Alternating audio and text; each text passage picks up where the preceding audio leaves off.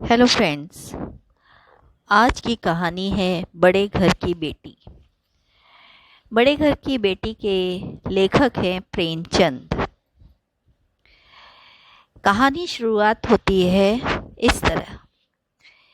बेनी माधव सिंह गौरीपुर गांव के जमींदार और नंबरदार थे।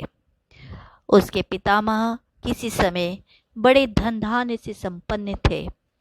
गांव का पक्का तालाब और मंदिर, जिसकी अब मरम्मत भी मुश्किल थी, उन्हीं के कीर्ति स्तंभ थे। बेनी माधव सिंह अपनी आधी से अधिक संपत्ति वकीलों को भेंट कर चुके थे। उनकी वर्तमान आय 1000 वार्षिक से अधिक न थी। ठाकुर साहब के 2 बड़े बेटे थे। बड़े का नाम श्रीकंठ सिंह था। उसने बहुत दिनों के परिश्रम और उद्योग के बाद बीए की डिग्री प्राप्त की थी। अब एक दफ्तर में नौकर था। छोटा लड़का लाल बिहारी सिंह दोहरे बदन का सजीला जवान था। भरा हुआ मुखड़ा, चौड़ी छाती। भैंस का 2 सेर ताज़ा दूध वो सवेरे उठकर पी जाता था। श्रीकंठ सिंह की दशा बिल्कुल विपरीत थी। इन नेत्र प्रिय गुणों को बीए इन्हीं 2 अक्षरों पर न्यौछावर कर दिया था। इन 2 अक्षरों ने उनके शरीर को निर्मल और चेहरे को कांतिहीन बना दिया था। श्रीकंठ इस अंग्रेजी डिग्री के अधिपति होने पर भी पाश्चात्य सामाजिक प्रथाओं के विशेष प्रेमी न थे, बल्कि वे बहुधा बड़े जोर से उसकी निंदा और तिरस्कार किया करते थे। दशहरे के दिनों में वे बड़े उत्साही से रामलीला में सम्मिलित होते और स्वयं किसी न किसी पात्र का अभिनय करते थे। प्राचीन सभ्यता का गुणगान उनकी प्रकृति का प्रधान अंग था।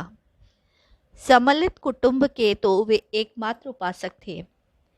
आजकल स्त्रियों को कुटुंब में मिलजुल कर रहने की जो अरुचि होती है, उसे वो जाति और देश दोनों के लिए हानिकारक समझते थे।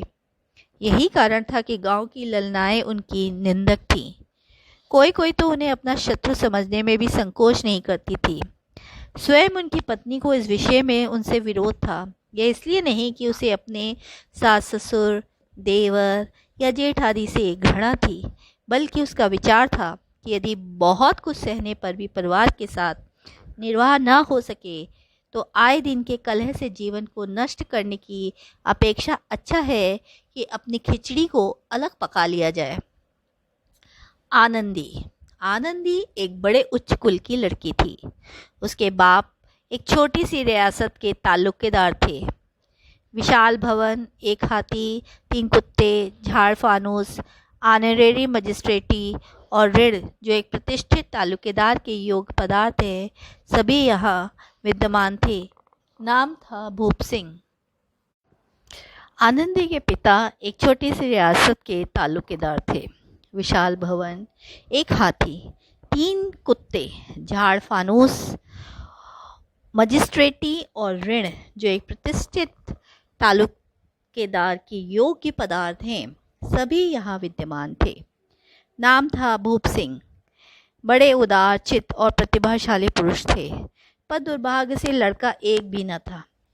आनंदी चौथी लड़की थी। वो अपनी सब बहनों से अधिक रूपवती और गुणवती थी। इससे ठाकुर भूप सिंह उसे बहुत प्यार करते थे। सुंदर संतान को कदाचित उसके माता पिता भी अधिक चाहते हैं। ठाकुर साहब बड़े धर्म संकट में थे कि आनंदी का विवाह किससे किया जाए, कहाँ किया जाए। ना तो यह चाहते थे कि ऋण का बोझ बढ़े, और ना यही स्वीकार था कि उसे अपने को भाग्यहीन समझना पड़े। एक दिन श्रीकंठ सिंह उनके पास किसी चंदे का रुपया मांगने आए। भूप सिंह उनके स्वभाव पर रीझ गए और धूमधाम से श्रीकंठ सिंह का आनंदी के साथ विवाह हो गया।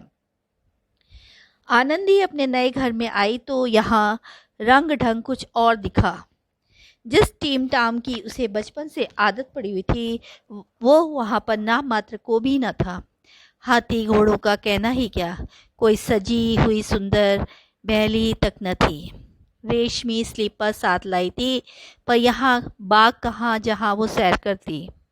मकान में खिड़कियाँ तक न थीं, न ज़मीन पर फर्श, न दीवार पर तस्वीरें।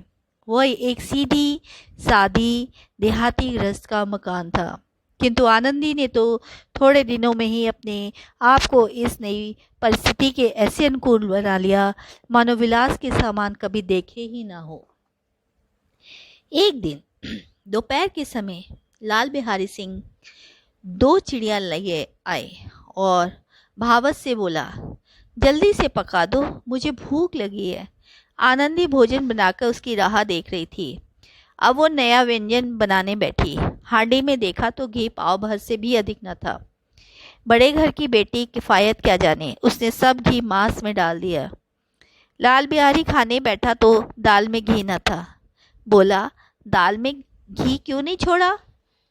तो आनंदी ने कहा, घी सब मांस में मैंने डाल दिया। लाल बिहारी जोर से बोला, अभी परसों घी आया है, इतनी जल्दी उठ गया?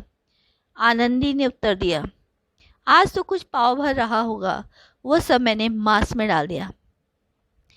जिस तरह सूखी लकड़ी जल्दी से जल उठती है, उसी तरह शुदा ने बावला मनुष्य को जरा जरा सी बात पे तिनक बना दिया। लाल बिहारी को भावच की ढिठाई बहुत बुरी मालूम हुई।